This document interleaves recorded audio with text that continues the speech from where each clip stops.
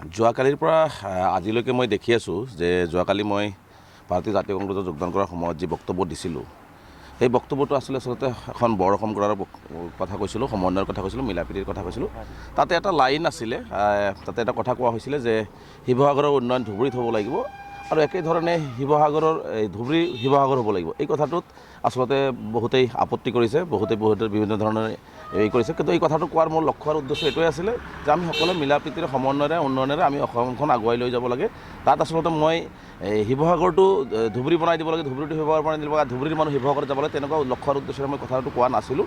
গতিকে এই ক্ষেত্ৰত যদি অসমবাসী ৰাইজে বা শিৱসাগৰবাসী ৰাইজে বা যোৰহাট হওক যোনেই নহওক যিসকলে দুখ পাইছে, আচলতে মনত দুখ পাইছে যে যিহেতু মোৰ কোৱাৰ লক্ষ্যটো আছিল, উদ্দেশ্যটো আছিল এটা সমন্বয় কৰাৰ, আৰু মই সেই উদ্দেশ্যৰেই কৈছিলোঁ। মই তেনেকুৱা কোনো মনোবৃত্তি লৈ পেলাই এই কথাটো কোৱা নাছিলোঁ। তথাপিও যদি কোনোবাই মনত দুখ পাইছে, মনত আঘাত পাইছে, গতিকে মই মোৰ বক্তব্যৰ সেই লাইনটো মই উদ্ধৃত কৰিছোঁ আৰু মই সকলোৰে ওচৰত দুখ প্ৰকাশ কৰিছোঁ আৰু ক্ষমা বিচাৰিছোঁ যাতে এই বস্তুটো লৈ আৰু আপোনালোকে ধৰি নাথাকে। গতিকে মোৰ কোৱাৰ উদ্দেশ্য আৰু লক্ষ্যই হৈছে সমন্বয় কৰা, বৰ অসম কৰা, সকলোৱে মিলাপ্ৰীতিৰে অসমখন আগুৱাই লৈ যোৱা। আমাৰ হিমন্ত বিশ্ব শৰ্মা ডাঙৰীয়া আৰু বিজেপি আৰু তেওঁৰ আই টি চেল আৰু 15টকীয়া ভক্ত যিসকলে যোৱাকালিৰ পৰা আজিলৈকে মুখ্যমন্ত্ৰী নিজেও যি ধৰণে নিকৃষ্ট মানসিকতাৰে তেওঁ ইমান তলৰ খাপৰ বক্তব্যবিলাক দি আছে, তেওঁ যেনেকুৱা ধৰণে আচলতে কথাবিলাক লৈ গৈ হিন্দু মুছলমান কৰিব বিচাৰিছে বা উজনি নামনি কৰিব বিচাৰিছে, আচলতে এইটোতে বুজা যায় যে হিমন্ত বিশ্ব শৰ্মাৰ ভয় আৰু শংকাত তেওঁ শংকিত হৈছে। আচলতে আৰু এনেকুৱা নিম্ন খাপৰ বক্তব্য আমাৰ পৰা নাযায়, আমাৰ পৰা কেতিয়াও নহয়।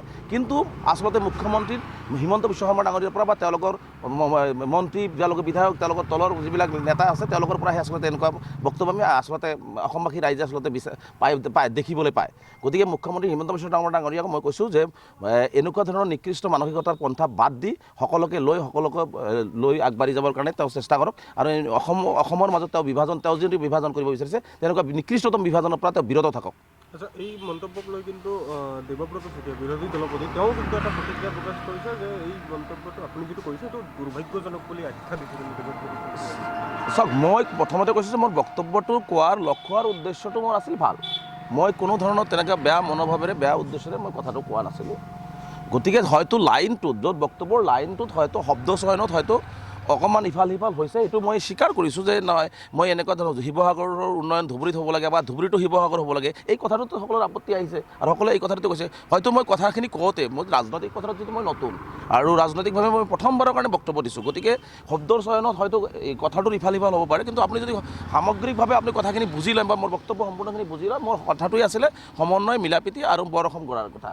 গতিকে সেই শব্দটো যিহেতু সকলোৰে আপত্তি আহিছে, সকলোৱে যিহেতু বহুতেই দুখ পাইছে বা বিষয়টো মানে কৰিছে, গতিকে সেইকাৰণে মই সেই লাইনটো মই উদ্ধৃত কৰিছোঁ।